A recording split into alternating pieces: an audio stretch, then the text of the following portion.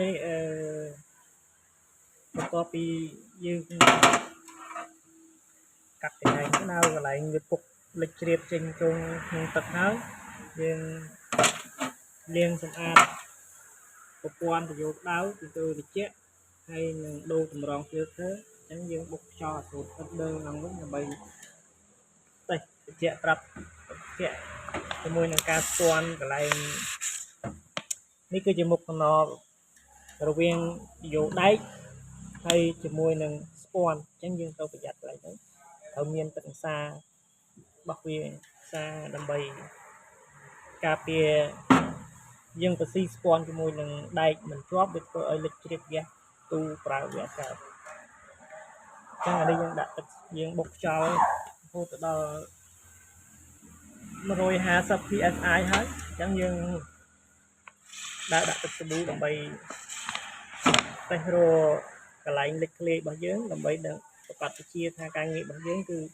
100% បន្ទាប់ពីយើងផ្សារស្ពាន់ហើយគឺវាអត់មានលិចហ្គាស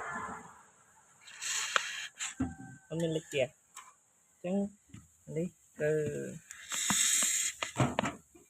ចំណុចកន្លែងនេះមួយទៀតជាកន្លែងដែលយើងត្រូវប្រយ័ត្នព្រោះអីកន្លែងហ្នឹងវាដែកជាមួយនឹងស្ពាន់ដូចគ្នាកន្លែងនេះស្ពាន់ហើយយកចាញ់ក្តាមនេះគឺស្បុកគឺដែកអញ្ចឹងយើងប្រយ័ត្នបំផុតគឺផ្សារកន្លែងហ្នឹងចិត្តភាគច្រើនជាងមួយចំនួនធំគាត់ធ្វើហើយជាងមួយចំនួនគាត់ធ្វើហើយគឺប្រើបានតែមួយរយៈពេលខ្លីកន្លះខែមួយខែអីលិចនៅកន្លែងកមុខតំណហ្នឹងជាមួយនឹងដែកជាមួយនឹងស្ពាន់កន្លែងកុលកុំព្រេស័រយកក្តៅយកបាញ់យកបឺតហ្នឹងអញ្ចឹងនេះយើងដាក់ទឹកសាប៊ូដើម្បីយើងតេស្តថាការផ្សាររបស់យើងគឺទឹកផ្សាររបស់យើងស្អាតអត់មានលិចអញ្ចឹងនៅកន្លែងពយោបាញ់នេះទៀតអញ្ចឹងយើងបញ្ជាក់បានថាផ្សាររបស់យើងគឺយើងផ្សារចិត្តទាំងអស់ហើយអត់មាន 100% គឺចិត្តយើងសម្ពាធយើងដាក់150គឺនៅ150ដែរហើយយើងទឹកហូរខ្យល់អាសូតអិនដឺចោលហើយបូមសុញ្ញកាសរយៈពេល15នាទីដាក់ហ្គាសចូលគឺនឹងហើយ 100% អញ្ចឹងតម្រង់ដែលជាងភាគច្រើនគាត់យកថ្លៃជ្រុលពេកដល់ថ្នាក់$90 $100គ្រាន់តែយ៉ាងច្រើនយើងកាត់កន្លែងមុខតំណនេះចោលហើយយើងពេនវីដេអូស្ពាន់ធ្វើវីដេអូក្តៅថ្មីដូរតម្រង filter លាងចែកក្តៅចែកត្រជាក់ដូរ S11 ហើយលាងដាក់ S11 លាងដូរតម្រង filter ដាក់ហ្គាសឡើងវិញ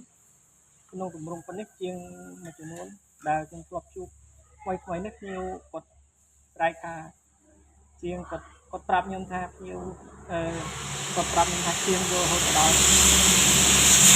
តម្លៃក្នុងទម្រង់បែបនេះយករហូតដល់$90វារៀងជ្រុលតិចដែរតម្លៃរៀងថ្លៃហើយមែនទេ$80ដល់$90ហើយថ្លៃតែបើសិនជាបងពុំមានទាំងអស់គ្នាដែលមានតម្រូវការជួសជុលទូទឹកកកដែលមានបញ្ហាក្នុងទម្រង់បែបនេះចាក់ទោសខ្ញុំបានតម្លៃអត់ថ្លៃទេជំនាញថាធូរជាងនោះ40% ទៅ30%អត់ដល់ថា$80 $90នេះគឺធ្វើជាប៉ុណ្ណឹងអត់ដល់ហើយបើសិនជាយកដល់តម្លៃប៉ុណ្នេះក៏ញ័រសាច់ដែរសាច់ទៅខ្ញុំអត់ហ៊ានយក$90